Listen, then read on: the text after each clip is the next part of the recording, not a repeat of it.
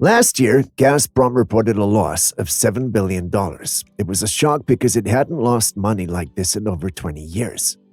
Given that Russia has the biggest natural gas reserves in the world, holding about 24% of the global total, you'd expect Gazprom to be making a lot of money. Natural gas is still very popular because over the last 30 years, many countries have switched from coal to natural gas for electricity since it cut CO2 emissions by about 50%. Until the invasion of Ukraine, Russia was the main supplier of natural gas to Europe through its extensive network of pipelines. But after the invasion, European countries stopped buying Russian gas. Originally a state-controlled company, Gazprom had sold rights to export Russia's natural gas. Gazprom's operations have taken a big hit due to Russia's invasion of Ukraine. With most European countries choosing to cut off purchases of Russian gas, Gazprom faces a significant challenge. Transporting natural gas isn't straightforward. It needs to be converted into liquid form, which requires expensive infrastructure. As a result, Gazprom has lost many of its traditional customers and is now scrambling to tap into new markets in countries like China and India. This has placed Gazprom in a tough spot, struggling to bounce back from recent financial setbacks. Let's take a closer look at the global landscape of natural gas reserves. Russia holds the lead with over 24% of the world's total reserves, following behind Iran with 17% and Qatar with 12%. On the consumption side, the USA tops the charts using almost 22% of the world's natural gas. Russia comes in second at 12.4%, with China not far behind. Other significant consumers include Iran, Japan, Canada, Saudi Arabia, Germany, Mexico, and the UAE. Rewinding to 1965, the USA and Canada dominated natural gas consumption, accounting for 72% of the global total. Global demand for natural gas today has ballooned, now about 8 times higher than it was 5 decades ago. This increase has been a boon for Russia, which sits on a massive and highly coveted reserve of this natural resource. Gazprom consistently made money from 2011 to 2021, with the highest profit in 2021 reaching 2.4 trillion Russian rubles, about $32 billion at that time exchange rate of 75 rubles for dollar. This was the last year before the effects of the Ukraine invasion, which began in February 2022. In 2022, Gazprom's profits were $13 billion, but by 2023, they reported a $7 billion loss. This is a huge drop of $38 billion in just over 2 years. Let's also look at who owns Gazprom to better understand how this big loss affects the Russian economy. The Russian government owns the largest part, 38.4% of Gazprom. This shift from making a lot of money to losing money not only impacts Gazprom but also affects everything from its shareholders to the overall economic stability of the country. Originally, Gazprom was completely owned by the Russian government, but in the early 1990s, it was privatized along with other major industries. Even after privatization, the government kept a 40% stake, which has now slightly decreased to 38.4%. The next largest group of shareholders in Gazprom, owning 33.6%, are Russian nationals. This came about through a voucher scheme during the 1990s when the government privatized state industries. Every Russian citizen received vouchers that they could swap for shares in companies like Gazprom. Foreign investors hold 16.2% of Gazprom through American Depository Receipts, ADRs, but there's a rule that stops any single foreign shareholder from owning more than 9.9% of the company. The remaining 12% of shares are held by various industrial shareholders within Russia. This ownership breakdown means that about 38% of Gazprom is still owned directly by the Russian government. This allows the government multiple ways to profit. They can sell part of their 38% stake to either domestic or foreign investors, earn profits from Gazprom's operations, or collect dividends from the shares they hold. Gazprom's market value has been all over the place. It hit a high of $93 billion back in April 2011, but then it went down between 2011 and 2016, partly because of the backlash from Russia's takeover of Crimea in 2014. The value bounced back, reaching $118 billion by the end of October 2021, just before the invasion of Ukraine. After the invasion, the market cap fell to about $70 billion, but there was a brief spike to $132 billion when global gas prices jumped following the conflict.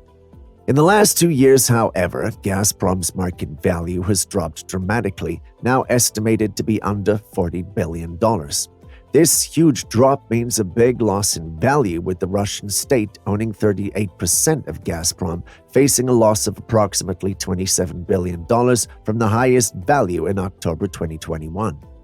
From 2013 to 2020, Gazprom consistently paid dividends, but there were none in 2021. Then, in 2022, Gazprom made a large dividend payment. Over the past 10 years, the amount Gazprom paid out in dividends varied a lot.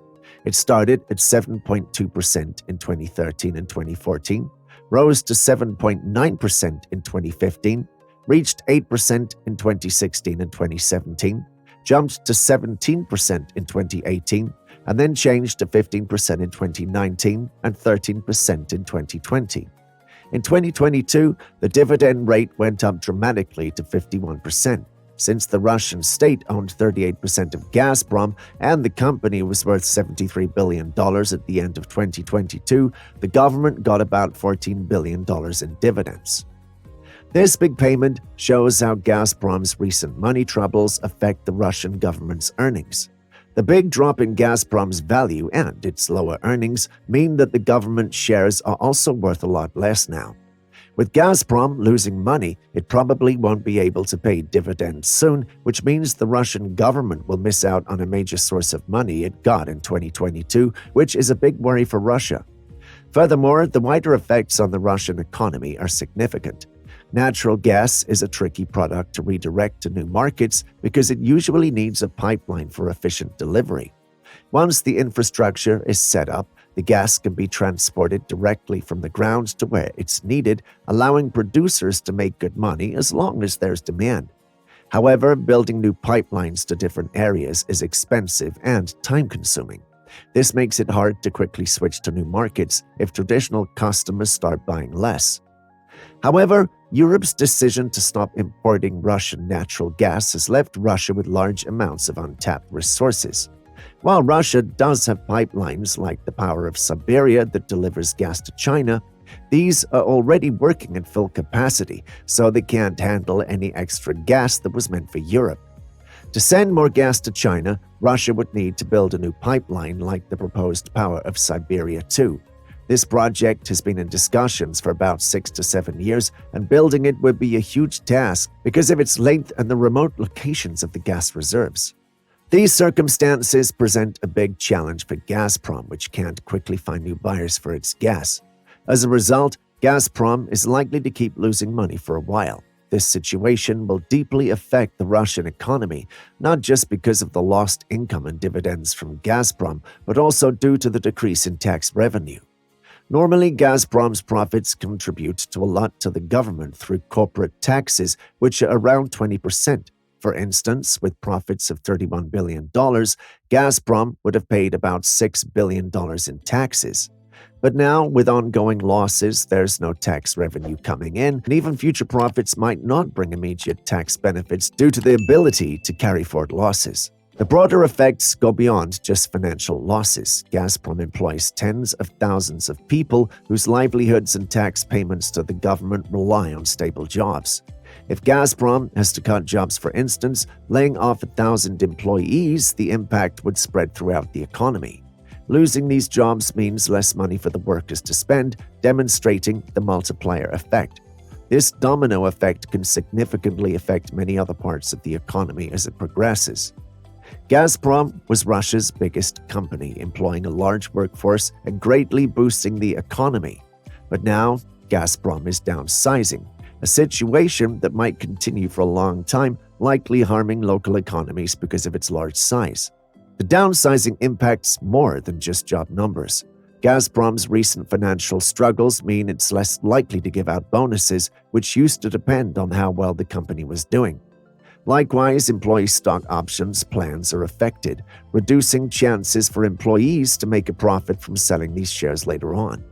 Additionally, many employees and Russian citizens who got shares through the 1990s voucher scheme have depended on yearly dividends for part of their income.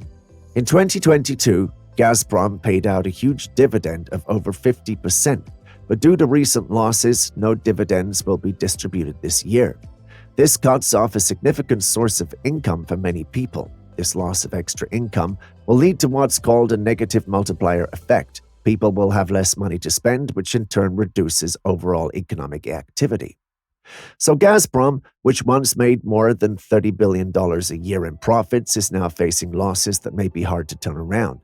Despite having the world's largest natural gas reserves, these assets might remain untapped for the next 3 to 5 years. Additionally, as the world moves toward renewable energy and away from fossil fuels, Russia risks permanently missing out on leveraging these valuable resources. Thank you for watching today's video. We hope you found it informative and insightful. If you liked what you watched, please